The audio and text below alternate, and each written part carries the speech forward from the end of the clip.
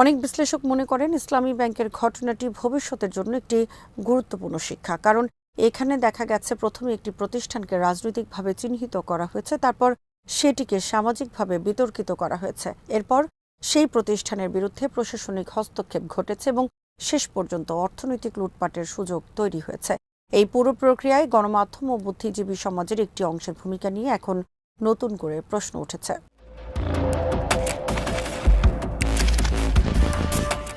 সমালোচকদের ভাষ্য অনুযায়ী বর্তমানে যারা ইসলামী ব্যাংক লুটপাট নিয়ে ক্ষোভ প্রকাশ করছেন তাদের অনেকেই অতীতের সেই পরিবেশ তৈরিতে প্রত্যক্ষ বা পরোক্ষ ভূমিকা রেখেছিলেন। তবে তাদের মধ্যে আত্মসমালোচনা বা অনুশোচনার প্রবণতা খুবই কম দেখা যায়। বরং অনেকে এখনও বিশ্বাস করেন যে মৌলবাদ বিরোধী অবস্থানের কারণে সেই প্রচারণা নৈতিকভাবে সঠিক ছিল।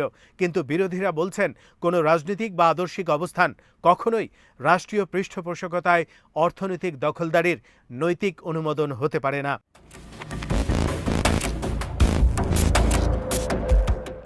বাংলাদেশের ব্যাংকিং খাত বর্তমানে যে আস্থাহীনতা, খেলাপি ঋণ এবং অর্থ পাচারের সংকটে ভুগছে, ইসলামী ব্যাংকের ঘটনাকে অনেকেই তার একটি প্রতীকী উদাহরণ হিসেবে দেখছেন। কারণ এটি প্রমাণ করে দিয়েছে রাজনৈতিক উদ্দেশ্য, আদর্শিক প্রচারণা এবং রাষ্ট্রীয় ক্ষমতা যখন একসঙ্গে কাজ করে তখন একটি সফল আর্থিক প্রতিষ্ঠানও খুব অল্প সময়ের মধ্যে ধ্বংসের মুখে পড়ে যেতে পারে।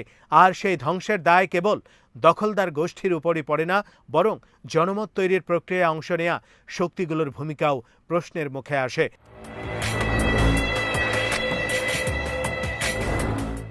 পর্যবেক্ষকদের মতে ইসলামী ব্যাংকের ঘটনাটি এখন আর শুধু একটি ব্যাংকের ইতিহাস নয়, এটি বাংলাদেশের গণমাধ্যমের ভূমিকা, সুশীল সমাজের রাজনৈতিক অবস্থান, রাষ্ট্রীয় ক্ষমতার ব্যবহার এবং জনমত নির্মাণের রাজনীতি নিয়ে বৃহত্তর আলোচনার অংশ হয়ে উঠেছে।